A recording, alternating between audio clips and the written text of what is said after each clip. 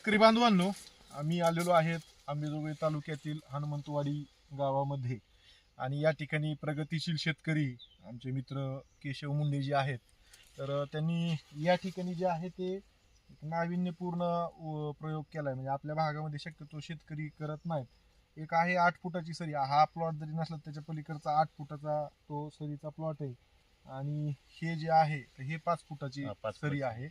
आणि याच्यामध्ये आता काय केलेलं आहे की रोप पद्धतीनं जे आहे ते CO 8632 या व्हरायटीची लागवड जी आहे ती केलेली आहे.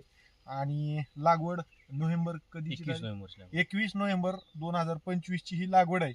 तर आता निरीक्षण घेतले तर पेऱ्याची लांबी आणि जाडी खूप उत्कृष्ट जे आहे ते या ठिकाणी हे केलेलं आहे. पूर्णपणे प्लॉट 100% ठिबकवर आहे.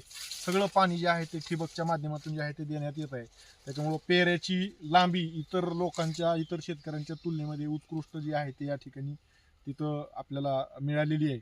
सोबत जे आहे महत्वाचा विषय ह्यांनी काय केलेलं आहे की या ठिकाणी पाचट सुद्धा जर आपण बघितलं तर खालची जी काही 2-3 पेरे जे आहेत, खालचे 2 ते 3 पेरे जे आहेत, तर त्याची जी काही हे टोपणं ज्या ज्या ठिकाणी निघायला चालू झालेले आहेत, तर ह्या पाचट जे आहेत ह्यांनी हे काढून टाकलेलं आहे. तर त्याचे काय फायदे झालेले तर त्या अनुषंगाने आपण जे आहे ते या ठिकाणी चर्चा करणार आहे. आता हे पाचट आपण किती दिवस झालं काढलेलं आहे? हे काढून एक 8 दिवस झाले असते. 8 दिवस झालेले. तुम्हाला काय वाटतं आता हे जे आच्छादन झालेलं आहे पाचटाचं आणि जिथं आता पलीकडचं आणखीन राहिलंय आपल्याला काढायचं इथे, तर इथं काढलेलं आणि तिकडं न काढलेलं ह्या दोघांमध्ये फरक काय वाटायलाय तुम्हाला? ह्याच्यामध्ये हवा खेळती राहिली आणि याची जी जाडी वाढायला मदत होत आहे. होय, पलीकडे आपण पाहिलं तर एवढी जाड नाहीये. बरोबर आहे. म्हणजे ताबडतोब ग्रीनरी मध्ये सुद्धा जे आहे ते जबरदस्त म्हणजे पूर्ण ह्याचे जे आहे ते तिथं फरक पडलेला आहे. दुसरा विषय शेतकरी बांधवांनो आणखी एक ह्याच्यामध्ये की हवा खेळती राहिली त्यामध्ये आणि दुसरा आणखीन त्याच्यामध्ये एक महत्वाचा जो काही विषय ह्याच्यामध्ये आहे हे आच्छादन या ठिकाणी राहिल्यामुळं इथं कुठल्याही प्रकारचा तणांचा प्रादुर्भाव त्या ठिकाणी होणार नाही.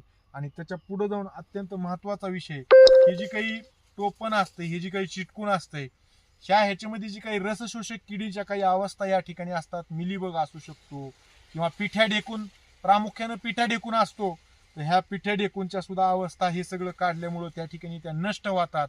आणि ह्याच्यामुळं पुढं किडीचा प्रादुर्भाव जो आहे तो आपण त्या ठिकाणी जे आहे ते हे पाचट काढल्यामुळं कमी करू शकतो. तर सर्व शेतकरी बांधवांनी अशा पद्धतीचं हे ऑपरेशन निश्चित आपल्या शेतामध्ये करावं. आणि दुसरा आणखीन एक ह्यांनी महत्वाचा विषय केलेला आहे की या ठिकाणी जर आपण पाहिलं तर संख्या नियोजनाच्या अनुषंगानं हे जे काही समजा जिरून जाणारे किंवा नंतर आलेले जे काही पिल्ले आहेत तर ते सुद्धा त्यांनी पूर्णपणे जे आहे ते काढून ठेवलेले आहेत. तर किती तुम्ही संख्या मेंटेन किती करता या ठिकाणी? हे कमीत कमी 7-8 आहेत आणि जास्तीत 10 ते 12 10 ते 12 आहेत. तर तुम्ही एक्सेस जी काय अतिरिक्त आलेला फुटवा आहे तो काय करताय? मॅन्युअली काढून घेऊ आपण. काढून जे आहे ते घेता. त्याला काय हासाडी देऊन काढता? दिले की निघून जाते लगेच. हासाडी दिले की निघून जाते. तर हे सुद्धा ऑपरेशन जे आहे ते सर्व शेतकरी बांधवांनी जे आहे ते करावं. ठीक आहे.